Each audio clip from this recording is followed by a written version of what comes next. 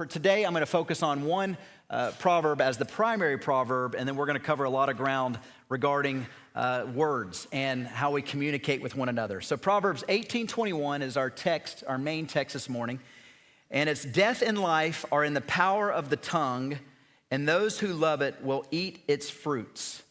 Again, death and life are in the power of the tongue, and those who love it will eat its fruits. What we say can cause a lot of damage, and it can cause a lot of good. I want you to think about the following phrases and what it would do to you if it was said to you. I hate you, or you're worthless. You will never amount to anything. You never do anything right. You always seem to screw things up. I wish I never married you. I mean, these are cutting remarks. They cut like a knife.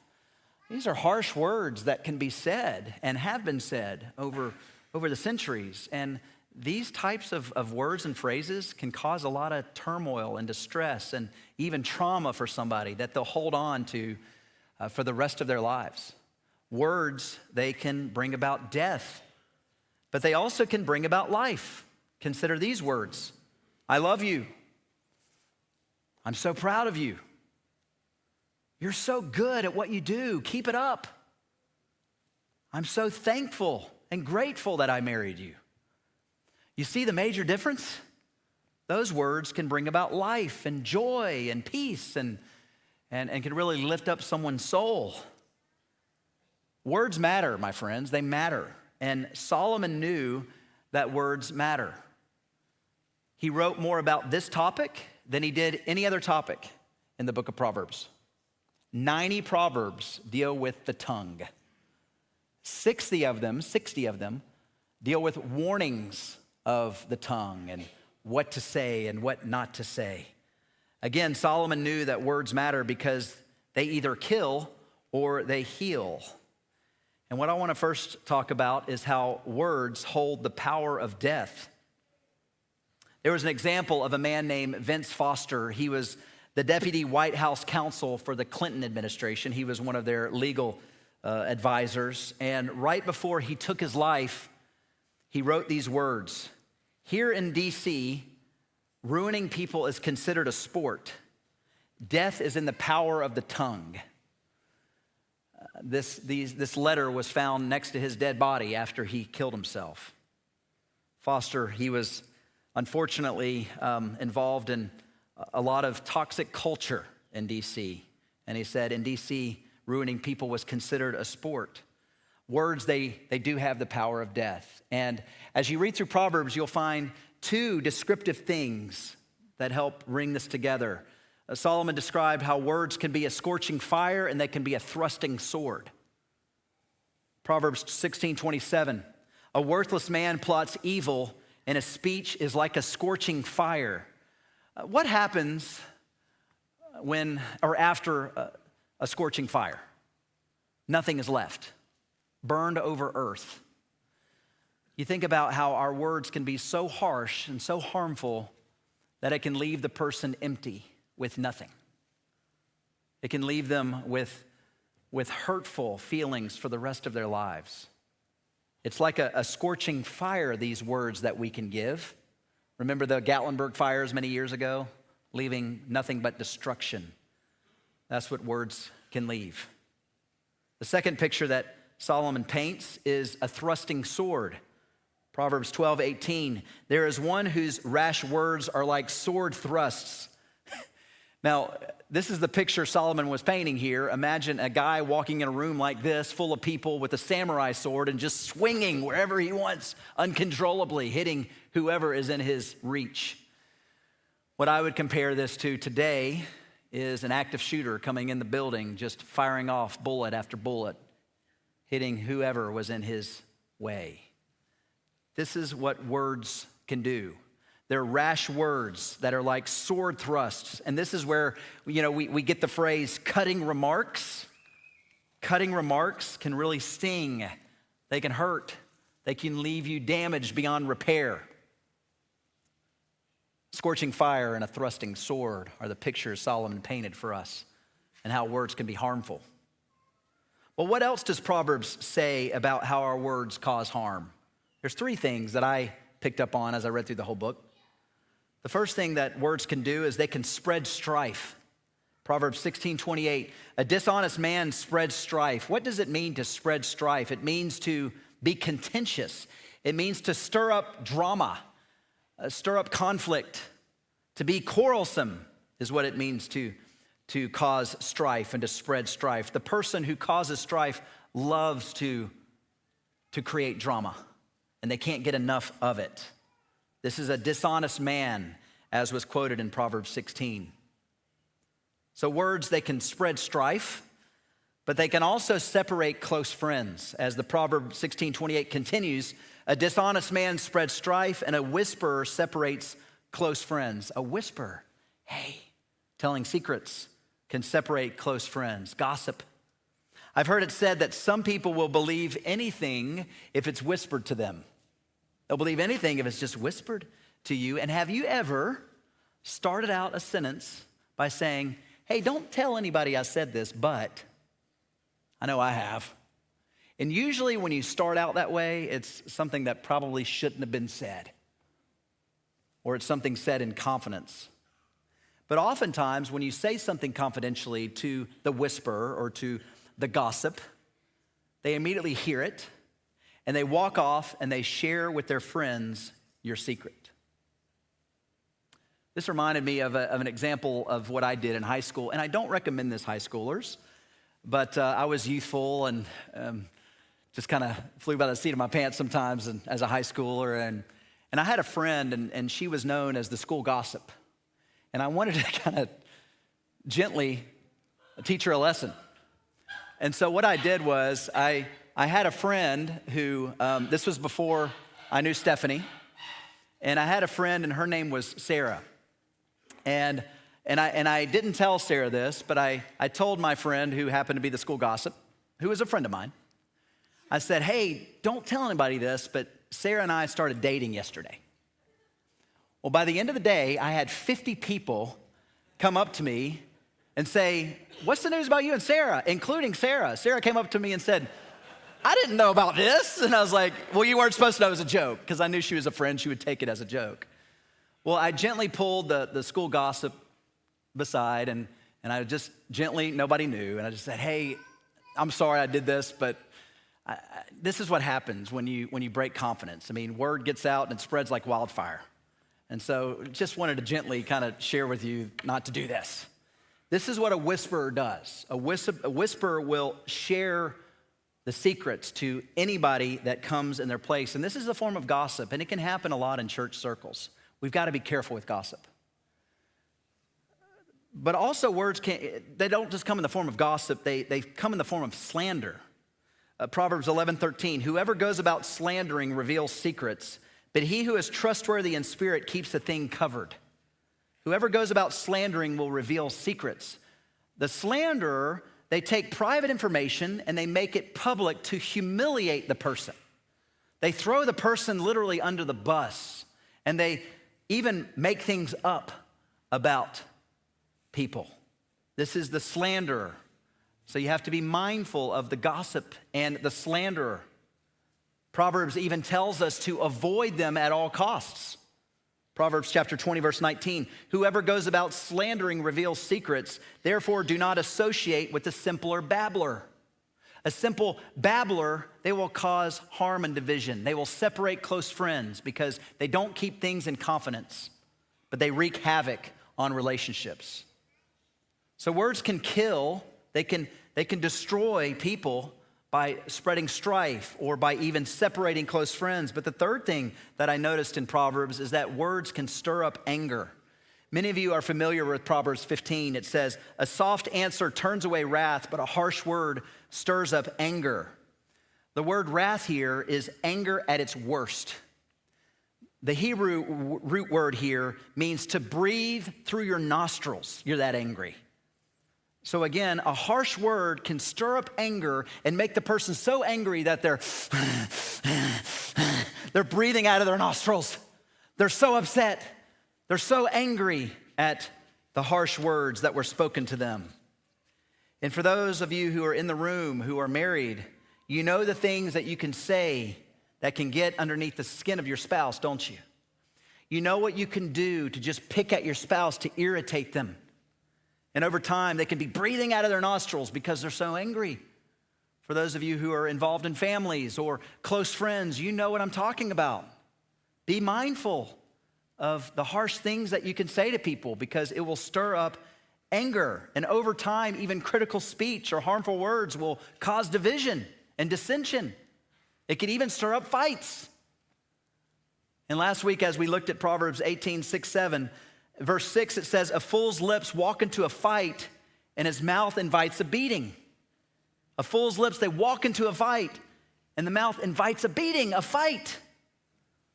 So words, they have the power of death. They're like a scorching fire or a thrusting sword, and it spreads strife. It separates close friends, and it stirs up anger. So think about that. Words, not only they have the power of death, but they hold the power of life. Let's go back to Proverbs 18:21, the main proverb. Death and life are in the power of the tongue, and those who love it will eat its fruits. Life is in the power of the tongue. There's two word pictures that Solomon gives us in Proverbs. He describes how gracious speech or gracious words can be like honey, and they also can be like gold. Proverbs 16:24, gracious words are like a honeycomb, sweetness to the soul and health to the body. Honey. You think of honey, what does honey do? Well, it tastes good, and it also can heal you. It can help you. Think about the taste of honey. Yeah, there's a sweet taste to it, but it also can soothe your throat. It can help your cough. It can even help heal a small cut, like a bandage. That's what honey can do. There's a lot of things that taste good that aren't good for you. There's a lot of things that are good for you that don't taste good. Honey does both. Honey tastes good, and it's good for you. And what Solomon's saying here is that it compares to where it's sweet to the soul and even provides health to the body. It tastes sweet, and it does good when you speak gracious words. The second word picture that Solomon paints of gracious words is apples of gold or golden ornaments. Proverbs 16:24, gracious word, or it's Proverbs 25:11 rather. A word fitly spoken is like apples of gold in a setting of silver. Apples of gold in a setting of silver. You may not know this. I didn't know this until I really studied it, but apples had not yet been introduced in Palestine during this time. So it might be referring to an apricot or a pomegranate, maybe even an orange. But what this really refers to is that it refers to jewels that were made of gold that were circular in shape. So like a golden ornament. So when we speak encouraging words to others, it's like beautiful gold that's decorating a room. That's the picture that Solomon is giving us here about encouraging words. So words are like honey, and they're like gold. And what do? 3 things encouraging words can do. First, they bring healing. Proverbs 12:18, there's one whose rash words are like sword thrusts, but the tongue of the wise brings healing. Think of the words, I forgive you, or I'm sorry, genuinely, I'm sorry. Think of the words, I love you. These are words that bring healing and restoration. And have you ever had someone who said something at just the right time that was uplifting to your soul? And you'll always hold on to those uplifting words. You know a wise person from a fool if they're trying to bring about harmony and peace and restore what's been broken as opposed to continue to make things worse, like a fool. So what do words do? They bring healing, but they also bring joy. Proverbs 15:23, to make an apt answer is a joy to a man, and a word in season, how good it is. This is talking about when you say the right thing at just the right time. It brings joy to others, the right season. Sometimes you might have the right words and you say it at the wrong time. You think about people who are distracted or they're upset about something. now is not the right time to say the right thing. So you have to read the room, you have to know the audience. But what Proverbs 15:23 is saying here is to make an apt answer and to make a word in the right season, the right time, it brings joy to others. If somebody's in a bad mood, if they're distracted, saying the right thing is not going to resonate. So you got to really know who you're talking to, and you got to know when the right moment will be to share the right words. One of my favorite Proverbs, and I've said this before a couple years ago when we were talking about worry, is Proverbs 12:25. Anxiety in a man's heart weighs him down, but a good word makes him glad. The NIV says, an anxious heart weighs a man down, but a kind word cheers him up. You know, anxiety is the number one issue that people are dealing with in today's world, in today's society. There's a lot of fear, a lot of worry, a lot of angst. And when you talk to counselors like Jim Cofield or Melissa Snyder or TK Heineman, they say that they deal with anxiety on a daily basis. When people come and see them in their offices, they say anxiety is like the underlining theme and problem that people face. We live in a world that is filled with anxiety, with worry, with fear, with concern. What is the antidote to worry and to anxiety? It's to speak a cheerful word, to give a word of encouragement. A good word will make a person glad. It was Ray Ortlund who said, good words make people glad in Christ. And when a whole church does it together, it brings the feeling of a revival. So if you want to see a revival, Andrew prayed about this earlier. If you want to see a revival break out in this church or in our community, start saying good things to each other in a genuine way. Start offering words of encouragement. Lift each other up. You've heard it said, and there's leadership books left and right that always talk about how you can say one negative thing to 7 positive things, and that one negative thing still stings. It takes 7 compliments to better the one negative. If that's true, then let's start complimenting each other. Let's start lifting each other up. I preached a couple weeks ago, honor one another above yourselves. A way you honor each other and outdo one another by showing honor is by words of encouragement. Giving each other praise, lifting each other up, encouraging one another, because this will make people joyful as opposed to filled with anxiety. Our words, they bring healing, they bring joy, and third, they bring peace. A soft answer turns away wrath, back at Proverbs 15, but a harsh word stirs up anger. A soft answer will turn away wrath, will turn away the highest form of anger. Soft answer. You know what I really believe they're getting at here? Is your tone, how your voice inflection, how you have your nonverbals when you're in a communication, right? So a soft answer will turn away wrath as you communicate gently, lovingly, humbly. I'll never forget this, but I have a friend, he's an older pastor, retired now, and he shared this example of when he went to visit one of his members in the hospital. And she had like a nervous breakdown. I mean, she was dealing with some mental angst and anxiety, and she was in the hospital room. They were about to admit her to a mental institute, and she was laying on her bed just yelling, like almost pulling out her hair, throwing stuff at people. I mean, she was irate. She was just freaking out, out of control. And the pastor, he goes to the door about to go in to provide some counseling to this woman, and he's like, I don't know what to do in this situation. Like, this lady's going berserk. Like, she's going nuts, and I don't know what to do. And so he was praying to the Lord. He said, Lord, help me just to be calm. Help me to be a calm presence. And I pray that you will help just settle the situation down. So as he goes in, she's yelling out of the top of her lungs and just throwing stuff and going crazy. He sits on the edge of her bed, and he's shaking a little bit because he's like, I don't know what to do. I don't know if she's going to hit me or what. And you know what he starts doing? He starts singing softly, Amazing Grace. Amazing grace, how sweet the sound. And within seconds, this woman who is just yelling, she begins to soften, and she begins to quiet, and she gets calmer, and she gets at peace. This is great counsel for me. Great counsel for you. When you're ever in a heated discussion, just take a time out, pause. You might even just be gentle in your response, just like this pastor was, because it can really turn away wrath. And that woman, she got calm. So what can words do? They can promote life too. They can bring healing. They can bring joy. We also know that they can bring peace. But as I was going through Proverbs, not only did I see all these things about how they hold the power of life and death, our words, but there's also some practical things that Solomon and the other two authors, they kept hitting on. And there's just a few things I want to close with. The first thing is, I noticed this common theme of saying fewer words. It's hard for me as an extrovert to be reminded of this, and some of you are extroverts in the room. Sometimes we just gotta, sometimes we just gotta bite our tongue, right?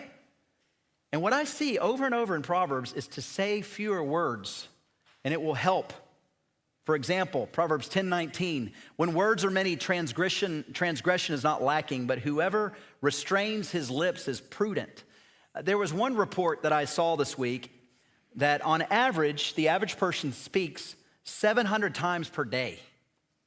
Now, for those of you who are introverts, cut that in half. 350 times a day is still a lot of talking. Now, another report mentioned that we speak 18,000 words per day on average. That would mean about a fifth of our lives are spent talking. That's a lot of words, a lot of communication, and a lot of opportunities to sin. The fewer the words, the better, and the better things will be. For example, chapter 13, verse 3, or 17, verse 28. When you watch what you say and you choose your words carefully, you'll be considered wise. It's even funny in Proverbs because it mentions how a fool can even appear wise when they close their mouths. Proverbs 17:28, even a fool who keeps silent is considered wise. When he closes his lips, he's deemed intelligent. I thought this was funny. Even a fool, when he shuts his mouth, he's actually deemed intelligent. It was Abraham Lincoln who said, better to remain silent and be thought of a fool than to speak out and remove all doubt.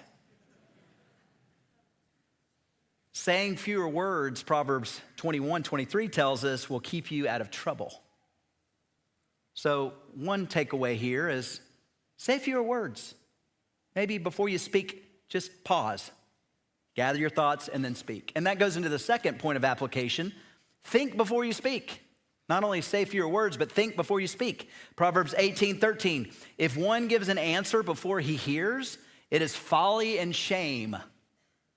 If you give an answer and blurt it out before you listen, it's folly and shame. We've all been in those meetings where you're in a room with that guy or that gal, and she just constantly wants to speak and share her words of wisdom or his words of insight. What this tells us is the wise person is one who gathers all the information in the meeting, and then when it's their time, they speak. And I've noticed over the years, because I've been in a lot of meetings, there are certain people in the room that have that kind of wisdom, that can gather all the information, and when the time is right, they give that word of wisdom or that nugget, and all the heads turn when the person speaks, and they want to hear what they have to say. Be that person. Don't be the person who speaks and speaks and speaks, and then doesn't listen to what others are saying, and then as other people are talking, then you end up repeating what has already been said. That annoys people. And I know people, and I've sat in meetings of people like that, and there's other people that are rolling their eyes at them saying, man, they didn't even listen to what I had to say. Again, if one gives an answer before he hears, it's his folly and his shame. And what we see time and time and time again in Proverbs is be mindful of what you say, when you say it, and how you say it. Proverbs 15:28 goes on to this point of thinking before speaking. The heart of the righteous ponders how to answer, but the mouth of the wicked pours out evil things. Ponders how to answer. You again, think about it. You pause. You might even take a time out if there's an argument or disagreement. Gather your thoughts and then speak. Say a few words. Think before you speak. And most importantly, the final thing I would say here is learn from Jesus. When it comes to communication, when it comes to speaking, learn from what he did. Read what he said. Listen to what he said. Jesus never sinned with his mouth. He said few words. Even when he was questioned on trial by Pilate, remember he said very few words. Sometimes he even remained silent. He never let deceit slip from his mouth. Even when he was beaten and crucified, he kept his cool. 1 Peter 2:22 tells us, Jesus committed no sin, neither was deceit found in his mouth. You know, Jesus, he fully lived out these proverbs. He spoke with great authority. And people even said about him, no one spoke with this kind of authority. No one has ever talked like this man. You know, if you notice just reading the Gospels, Jesus spoke assertively to the Pharisees. He confronted them, but he did it out of grace and he did it with truth. But he also many times spoke gently to the sinner when he confronted them. Sometimes he was assertive with them, but sometimes he was gentle with them. One author said that the one with no deceit in his mouth died for deceivers like us. The humble died for the bragger. The reconciler died for the contentious. When it comes to Jesus, I encourage you to study how he interacted with people. Look at all the conversations, all the encounters that Jesus had with people. Listen to him. As you read God's word, it's God speaking to us. Listen to the Lord. And you'll see perfect words coming out from a perfect Savior and perfect God. Listen again to what he said and reflect upon him and learn from our great communicator, the greatest teacher and communicator of all time. And remember the warning that Jesus gave us in Matthew chapter 12. I tell you, on the day of judgment, people will give account for every careless word that they speak. If that's not humbling or sobering to you, it was to me, especially as an extrovert. Again, be mindful of what you say, because what you say can cause a lot of harm, but it also can cause a lot of good. Let's pray.